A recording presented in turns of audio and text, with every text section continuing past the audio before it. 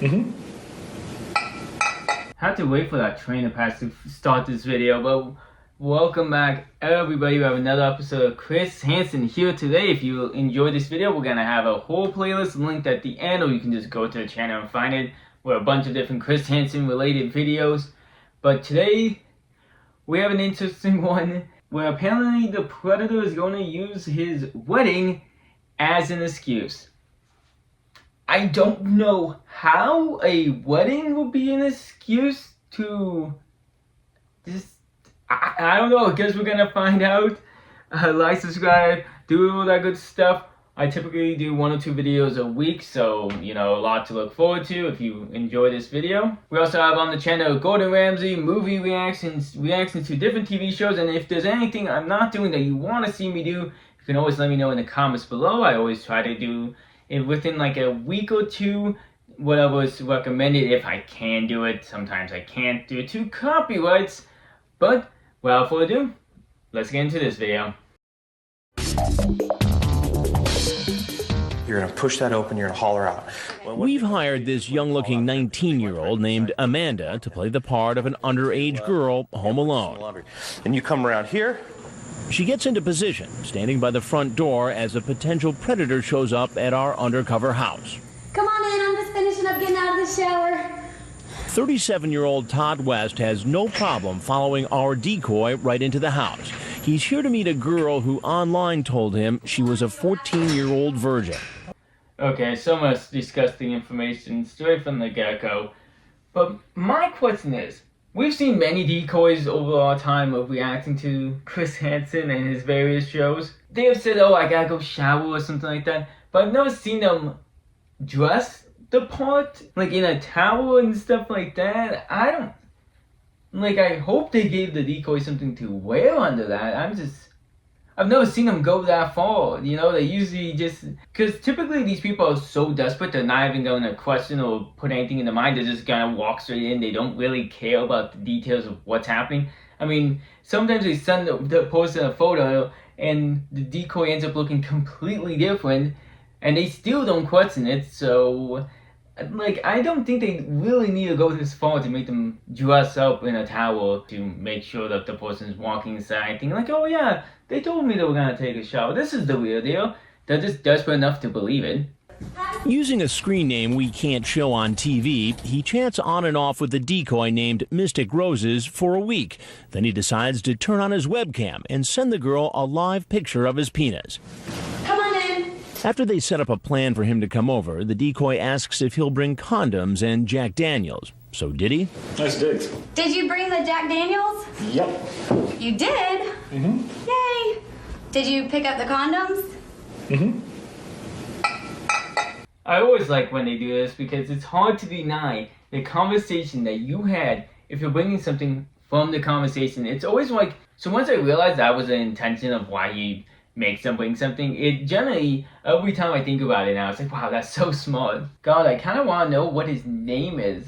Maybe because I have a little information to show at the end, so sometimes it will say his name or something like that, or a detail that's not shown on TV that someone figures out online. So hopefully we can get his screen name. I kind of want, we've seen some bad ones, so I wonder what is so bad they can't show.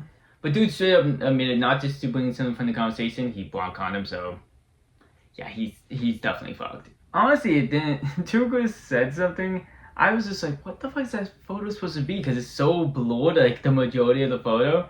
But I wish Chris just didn't let me know what the fuck I was looking at.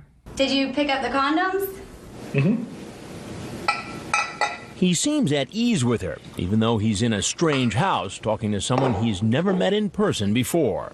Do you have any special ideas for tonight or anything? Not especially. What are some of your ideas? I don't know. You tell me. More about him a little later. All right, good afternoon. I'm Judge Webb of the Harris County Magistrate Court. So apparently there's not much more footage on this guy. I guess immediately when Chris walks out, he runs out the door. And when he gets arrested, he remains silent during the interviews, during police interviews. So there is just, unfortunately, nothing left besides what is on his wiki, which isn't much, but we're going to go through it real quick. We do know he drove 100 miles to get here. 100. Like, why? What is wrong with him? Like, how far of a drive is 100 miles on average? According to online, that's 2 hours. A 2-hour drive. Oh, fucking hell. Okay, so I guess as soon as Chris walks out, and this is why there's not much more footage, he just bolts out the door. He just immediately gets arrested and remains silent during any sort of interview that they would have filmed. So, and apparently during his trial, he uses that he's kind of, nervous about getting married as his reason for everything, and that's what his lawyer actually tried using for what happened. Oh my god, it didn't fucking work. Thank god it didn't work. That would have been the stupidest reason to get off on this. Like, oh, I was nervous about getting married. If anything, you being married and having to be in a committed and being in a committed relationship should be why you're not here. But he got sentenced to 10 years, had to serve at least 5 at the bare minimum. And even after his arrest, the dude still got married like a month later after getting arrested, which is insane. But I guess he did get divorced later on, so eventually she was smart enough to realize. And during the marriage, she would be constantly harassed and a victim of vandalism just due to the fact that she was married to this guy. But worst of all, she had 2 daughters. 2 daughters, not even like connected to him, like they're not his kids, so they didn't ever have to be around him. So she brought 2 daughters into this relationship with this man and stayed and married this man after this arrest. So to no offense, maybe that's the reason why people are vandalizing your stuff. I don't know the level it happened, but maybe people were just kind of pissed off at you, not even because you were married to him, but because you stayed married to this man after he did that, and because you had kids around him, which is just insane.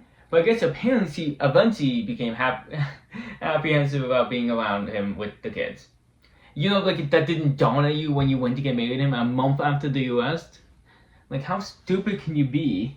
But I guess after all, he tried running his own blog, which I don't know if it's still up, but it was about his entire time in prison. But I guess during this time, or maybe it was after, it doesn't really kind of say. I guess on MySpace he also was engaging in questionable chats, but never was arrested on any of that. And beyond his divorce, there was no information whatever happened to this guy.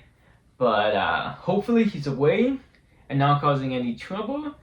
And thank God that lady eventually smartened up and not wanted the whole kids around him, because what is actually wrong with you that you brought kids around this man after the arrest? Whatever. I hope you guys enjoyed this video. Next time I'll try to find one with more actual footage. I try not to look at it ahead of time to not be spoiled or anything, to kind of have a general reaction.